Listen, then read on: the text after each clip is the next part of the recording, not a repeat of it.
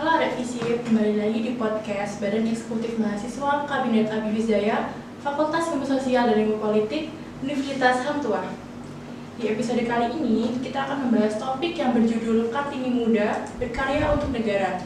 Tema ini kami angkat sebagai bentuk penghargaan dan refleksi terhadap semangat juang Raden Ajeng Kartini yang sampai saat ini tetap relevan, terutama dalam konteks peran perempuan muda dalam membangun bangsa. Sebelumnya, perkenalkan saya Andini Alifa yang akan menemani teman-teman mengobrol dan berbincang-bincang bersama narasumber kita. Beliau adalah Ibu Desi Arifiani, SIP, MSI, yang merupakan dosen dari Fakultas Ilmu Sosial dan Ilmu Politik, Program Studi Administrasi Publik. Selamat datang Ibu Desi, bagaimana kabarnya? Baik, terima kasih sudah diundang di podcast ya. Iya Bu. Sebelum masuk ke sesi tanya jawab, saya akan menjelaskan sedikit tentang Raden Ajeng Kartini. Beliau adalah seorang tokoh perempuan Indonesia yang dikenal sebagai pelopor kebangkitan perempuan pribumi. Kartini memperjuangkan hak-hak perempuan terutama dalam akses pendidikan. Pada zamannya, perempuan pribumi tidak banyak mendapat kesempatan sekolah. Kartini menentang tradisi yang membatasi perempuan hanya di ranah rumah tangga dan memperjuangkan agar perempuan punya kebebasan berpikir, belajar, dan berkarya. Kartini menjadi simbol bahwa perempuan juga punya hak untuk bermimpi, belajar, dan berkontribusi bagi bangsa. Ia membuka jalan bagi generasi perempuan setelahnya untuk bangkit, berdaya, dan berkarya. Dan Kartini dikenal sebagai pelopor emansipasi perempuan. Bagi teman-teman yang belum tahu emansipasi perempuan itu apa, jadi emansipasi perempuan adalah proses pembebasan dan pemberdayaan perempuan dari berbagai bentuk penindasan, diskriminasi, dan ketidaksetaraan gender. Nah, pertanyaan saya nih Bu, menurut Ibu sendiri, apa sih arti sosok Kartini di mata Ibu? Iya, selama ini kita memang mengenang Kartini setiap melewati 21 April, menyanyikan lagi lagu Ibu Kita Kartini, gitu ya. Tetapi seperti yang tadi disampaikan, Kartini sebenarnya adalah sosok perempuan yang berani untuk bermimpi dan mewujudkan mimpinya di tengah keterbatasan. Ya, tentunya dia adalah sosok yang menginspirasi perempuan untuk mau berkarya. Sangat memotivasi sekali ya Ibu. Iya, tentu. Lalu bagaimana sih Bu caranya untuk memotivasi perempuan-perempuan muda di luar sana ya itu supaya ikut tergerak dalam berkarya gitu Bu? Ya, memang kita harus belajar dari Kartini ya, karena Kartini ini kan tinggal di tengah masyarakat yang tentunya jauh berbeda dengan sekarang ini. Dia hidup di tengah banyak hal yang membatasi, tetapi sangat berbeda dengan kita. Jadi gimana kita bisa memiliki semangat seperti Kartini, tentunya memberikan kesempatan pada diri kita, seperti halnya Kartini memberikan kesempatan pada dirinya untuk berani bermimpi, berani untuk mewujudkan mimpinya, meskipun banyak hal yang membatasi. Jadi memberikan kesempatan kepada diri sendiri, sama seperti perempuan-perempuan di luar sana ya. Jadi siapapun yang merasa bahwa aku nggak bisa, aku belum mampu, tidak sekarang, itu sebenarnya berilah kesempatan pada diri kita sendiri dan mempercayai diri kita sendiri kalau bisa, kalau mampu. Nah, kalau misalnya kita tidak memberikan kesempatan pada diri kita sendiri, kita nggak akan pernah tahu bahwa kita memiliki banyak kemampuan yang bisa diberikan untuk orang lain, untuk sekitar kita. Ya, jadi kita harus berani untuk memulai dulu ya Bu ya. Betul ya. Lalu Bu, apa saja sih Bu langkah-langkah konkret yang bisa dilakukan untuk memberdayakan perempuan di daerah terpencil atau pedesaan, karena kan di sana masih kurang atas pendidikan gitu Bu, mereka masih meremehkan kalau pendidikan itu sangat penting gitu Bu. Iya, kita tetap kembali ya belajar dari Ibu Kita Kartini tadi. Kalau kita ingin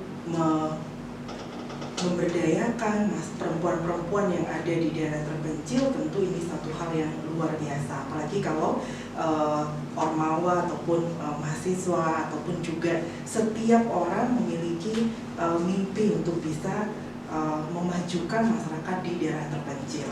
Nah, tentu kita melakukan seperti yang bisa dilakukan oleh Kartini, yaitu memberikan edukasi. Kartini mendirikan sekolah, dia juga menyadari bahwa perempuan harus disadarkan bahwa dia membutuhkan pendidikan untuk bisa mengembangkan dirinya. Dan sama dengan atau perempuan yang ada di daerah terpencil, dia membutuhkan juga literasi, membutuhkan edukasi agar menyadari kemampuan dan potensi dirinya. Kemudian kita juga bisa membangun mulai dari mana? Dari membangun mulai dari apa yang dimiliki oleh perempuan-perempuan yang ada di sana. Yang pastinya mengenali potensi di daerahnya. Mereka punya kemampuan ataupun juga keterampilan apa yang bisa dikembangkan, dan menyadari bahwa mereka punya potensi sekitarnya yang bisa dikembangkan, dan kemudian membangun jaringan pastinya. Seperti Kartini juga memiliki jaringan ya untuk bisa mengembangkan dan bisa mewujudkan mimpinya tadi. Ya, jadi dimulai dari kemampuannya mereka lalu dikembangkan dan akhirnya bisa diubah tadi. Iya, pastinya seperti itu. Baik Ibu, kita dan perempuan-perempuan muda di luar sana pasti ada aja tantangan yang dihadapi. Jadi bagaimana cara Ibu menyikapi hal itu semua? Iya, kita nggak mungkin bisa menghindari tantangan atau kita melangkah tanpa tantangan apapun. Jadi biasanya tantangan yang paling besar itu adalah tantangan dalam diri kita sendiri. Ya kan, pernah nggak Anda merasakan itu? Jadi kadang-kadang ya justru sebelum kita mengetahui tantangan yang ada di luar, kita justru menghadapi tantangan pada diri kita sendiri. Ya kan? Nah, kadang kita tadi tidak mempercayai diri kita sendiri, kita merasa tadi sudah lemah atau malah cenderung untuk menutup atau mungkin membatalkan diri misalnya untuk bisa berkembang atau terlibat dalam berbagai kegiatan. Nah, kalau kita menghadapi tantangan, maka tantangan ini justru harus kita lewati, karena kita akan tahu kelemahan kita, atau bahkan kita jadi menyadari bahwa kekuatan kita itu sejauh ini. Jadi kenapa enggak kita harus bisa menghadapi tantangan itu? Karena Kartini juga menghadapi tantangan itu dan dia melaluinya. Artinya kita tahu kalau ibu kita Kartini kan sudah tidak sekolah lagi, bukan karena dia nggak mau, tapi pada saat itu dia dibatasi oleh adat istiadat waktu itu. Jadi dia bersekolah hanya sampai umur 12 tahun. Nah, kita kan udah bisa kan sampai saat ini karena juga mestinya kita berterima kasih ya pada ibu kita Kartini gitu. Jadi itu nggak membuat ibu kita Kartini berhenti kan, meskipun dia nggak belajar secara formal. Lingkungan yang membatasi dia membuat dia justru tidak ingin dibatasi. Dia tetap belajar, dia tetap menulis, dia tetap berkorespondensi dengan sahabat-sahabat pena dia di luar negeri gitu. Jadi dihadapi tantangannya. Jadi harus menghadapi. Ngomong-ngomong soal pemberdayaan perempuan ini Bu, menurut Ibu sendiri mengapa pemberdayaan perempuan itu penting untuk kemajuan bangsa, dan seberapa besar sih peran dan kontribusi perempuan bagi kemajuan bangsa tersebut Bu? Iya, kalau pemberdayaan itu penting, sebenarnya pemberdayaan itu justru krusial. Ibu kita Kartini melakukan pemberdayaan itu. Dia kan mendirikan sekolah, dia mengajar perempuan-perempuan di sekitarnya, dan dilakukan. Dan kita juga melihat bahwa pemberdayaan ini sangat krusial. Demografi Indonesia separuhnya kan perempuan. Nah, kalau perempuan-perempuan yang separuh ini tidak berdaya, tidak merasa mampu untuk bisa memberikan kontribusi untuk bangsa ini, ya kita nggak akan bisa maju bersama-sama. Jadi pemberdayaan ini menjadi bagian dari upaya untuk maju mewujudkan mimpi dari perempuan itu sendiri. Jadi sangat berperan besar dan Iya. berkontribusi banget buat bangsa kita ya Ibu ya. Kalau kita lihat proporsi perempuan di DPR dan di DPD memang naik ya dari periode sebelumnya. Ini satu hal yang baik karena perempuan terlibat di dalam pengambilan keputusan di pemerintahan. Ini juga kita bisa melihat bahwa para pelaku UMKM itu juga sebagian besar perempuan. Dan ada pepatah yang mengatakan jika mendidik satu perempuan sama dengan mendidik satu generasi. Jadi perempuan ini keberadaan di rumah ini adalah guru pertama bagi anak-anaknya. Dia juga menjadi manajer yang mengelola rumah tangganya. Dia punya kemampuan itu. Jadi kalau kita bisa memberdayakan perempuan dan perempuan mau dan berani untuk bisa memberikan potensinya bagi sekitarnya dan berdampak bagi masyarakat, pasti ini satu hal yang juga menjadi semangat dari Kartini. Setiap orang bisa memiliki semangat dari ibu kita Kartini ini. Jadi keberadaan perempuan ini juga sangat penting, gak hanya laki-laki saja ya. Iya, betul saja. Nah ini pertanyaan terakhir dari saya, apa sih pesan dan harapan Ibu untuk teman-teman perempuan muda Indonesia di luar sana yang masih takut untuk mulai berkarya dan maju? Iya, mungkin ini juga untuk seluruh mahasiswa ibu yang perempuan ya, dan juga tentunya kita punya banyak teman-teman perempuan Indonesia yang ada di manapun sekarang ini untuk berani bermimpi seperti halnya perempuan, meskipun itu ada pembatasan gitu ya, kita dibatasi oleh apapun, tapi kita bisa memiliki semangat untuk berkarya seperti halnya Kartini.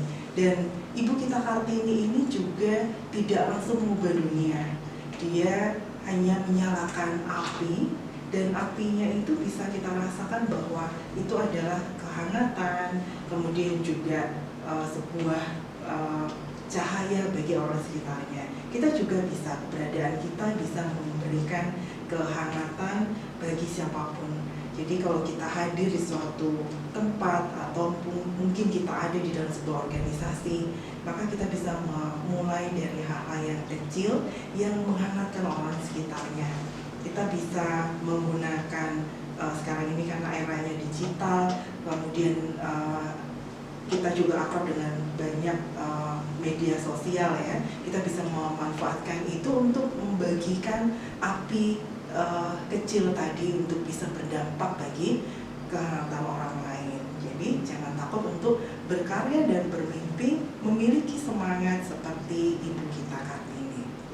Baik, itu tadi pesan dari Bu Desi. Jadi kita sebagai perempuan-perempuan muda jangan takut untuk memulai berkarya ya teman-teman. Dan jika kita tidak berani untuk memulai, kita nggak akan tahu di depan itu ada kegagalan apa yang akan kita hadapi. Walaupun nanti kitanya menghadapi kegagalan, kan masih ada kesempatan kedua, ketiga, dan seterusnya ya Ibu. Iya, terus berusaha. Baik, untuk teman-teman di luar sana tetap semangat ya, tetap berkarya dan jadilah Kartini muda yang membawa perubahan. Semoga makin banyak Kartini-Kartini muda yang bangkit dan berkarya untuk Indonesia. Baik, terima kasih atas wawasannya sangat berharga ini Bu Desi, dan terima kasih banyak sudah menyempatkan hadir di podcast hari ini. Dan terima kasih juga buat teman-teman yang sudah menonton podcast ini sampai akhir. Saya Andini Alifa bersama Bu Desi pamit undur diri, dan sampai bertemu di podcast-podcast selanjutnya.